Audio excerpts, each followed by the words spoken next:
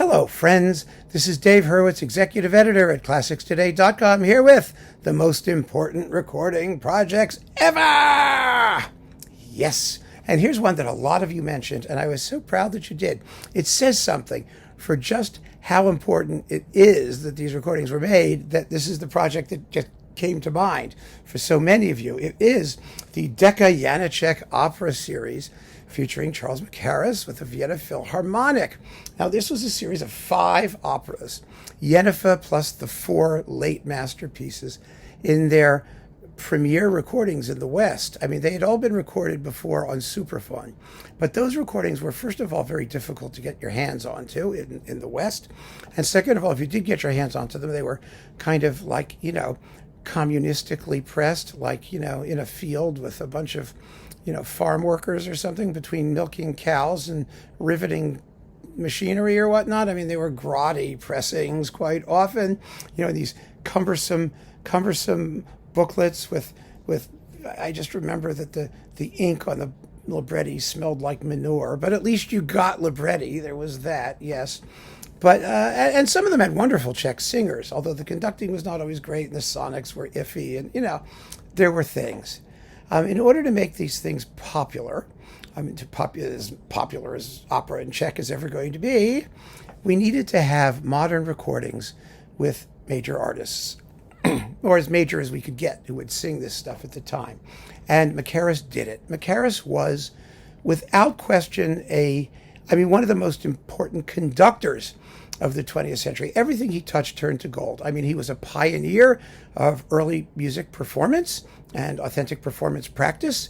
He was a pioneer in the performance of Handel, in Baroque ornamentation, in making ballets out of Gilbert and Sullivan, obscure Gilbert and Sullivan and obscure Verdi of Janáček and other Czech composers. He was amazing.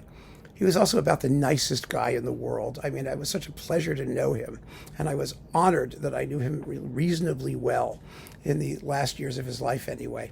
And so these things are just incredible. I mean, I spoke with him about them many times, and what we get is, let's see, you get Jenufa, and you get the Cunning Little Vixen, which is, Prihody Lishki Bistrushki or something like that. And you get From the House of the Dead, Smrtveho Domu, Smrtveho, yes, Mrtveho, Zmrtveho, yeah, something like that, From the House of the Dead. And Katya Kabanova, which thank God is Katya Kabanova, no matter what language it's in. And let's see, is that all of them? And the Makropulos Case, of course, Viets Makropulos. Yeah, wow, baby. These are the coolest operas anybody ever wrote. They are amazing. It's not a surprise, frankly, that they were taken up by all the great opera houses of the world as soon as recordings were available, and people understood what they sounded like and what they did, because Janáček is a white-hot, flaming firebrand of inspiration and emotional expression. I mean, the music is just this organic, pulsating fabric of passion from first note to last in all of these operas. And they're short. I mean, the Czech music, the Czech language itself, which is what, the rhythm of the vocal lines is based on the rhythm of the Czech language, which is very short and emphatic. And, you would think kind of unlyrical, but it all works because the accompaniment works. And these things just move. They fly by. I mean, the longest one, I think, is Jenufa. It's about an hour and 50 minutes. Most of the others are an hour and a half, an hour and 30 minutes, an hour and 40 minutes, about as long as Mahler's Third Symphony for a 3-act opera. But a lot happens in them. And the plots are crazy. I mean, Jenufa is a normal plot, a normal melodrama, pregnant girl, crazy mother-in-law kills the baby. She's, but it has a happy ending, which is rather nice, all things considered.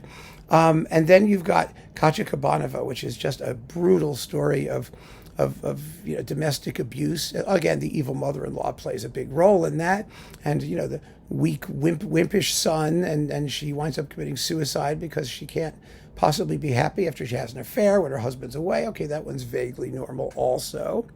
And then things get interesting. You get the Cunning Little Vixen, which was based on a comic strip, and all the characters are animals. but it's about the cycle of life and the perpetual renewal of nature. And the music is just full of real natural sounds that Janáček heard and translated into music. And it's the most amazing thing you've ever heard in your life. And if you were lucky enough to see the City Opera production, the New York City Opera production with the sets by Maurice Sendak, I mean, what a joy that was. From first note to last, it was amazing. Then you get Wiec Makropulos, to the play by Karel Čapek. Now, Karel Čapek wrote RUR, Rossum's Universal Robots. He invented the word robot for all intents and purposes. Robot comes from robotnik, which means worker in Slavic languages. Robotat is the verb in Russian. And robotayu, robotayish, robotayat, I mean, we can conjugate until the cows come home. But that's it. And he also wrote a science fiction story about an opera singer whose father was an alchemist and made the elixir of life. And she's been alive for 333 years, and she's trying to get the formula back because she feels it's wearing off. And then she finally gets it and realizes that life is just not living. It's not worth it to go on that long. And she gives it to Krista, the budding young opera singer, so that she can live forever, and Krista burns it. And it's an open question whether she actually dies or is still alive at the end. But most performances she dies, because that makes it more effective. But oh, what a nifty story that one is. And then finally, From the House of the Dead, based on Dostoevsky. I mean, it's an opera set in a prison camp. It has virtually no plot. Prisoners sit around and talk about the horrifying things they did to get them in the prison camp. At the beginning, Alexander Petrovich Goryanchikov is committed, and then at the end he is freed and goes home, and all the prisoners are left there in the prison camp. And it's just it's a slice of life opera that's incredibly moving. It has only one real female character. She's a prostitute, and then there's a boy character who's sung as a trouser role by a female soprano. But basically it's all men. And it's just the most moving thing. And you don't know why. It's incredible. And all of these operas are full of color and brilliant overtures and orchestral interludes. And they're amazing. Just amazing. And it's because of Charles Mackerras that we know about them, because every single one of these recordings is a reference recording. There have been, since these pioneering records, there have been other versions and other recordings, but none better. I mean, you might equal them, but there have been none better. He's got the Vienna Philharmonic playing like gods. I mean, Decca deserves credit for letting him do it, for letting him make these 5 recordings. And since then, of course, Mackerras did more. I mean, he did Sharka, Janáček's first opera, and he also did Fate. Janáček's was the third opera. Yeah, that was the third. The second was The Beginning of a Romance, and the third was Fate, which is insane. And you also get on here the couplings, the original couplings, which were the Sinfonietta and Taras Bulba, or at least the Sinfonietta and not all of the original couplings that were on the LPs, because there was some other Janáček stuff too, Lachian dances, not conducted by Mackerras and whatnot. But this is wonderful to have. They're all in this little 9-disc box with no librettos. If you want to get the originals, I don't know if you can find them anymore with libretti. I've talked about these individual performances too in other videos. And I mean, it's an extraordinary and important thing. It was one of the great discoveries of my musical life, these operas. The fact that they were as good as unknown until Mackerras got his hands on them is kind of a shock.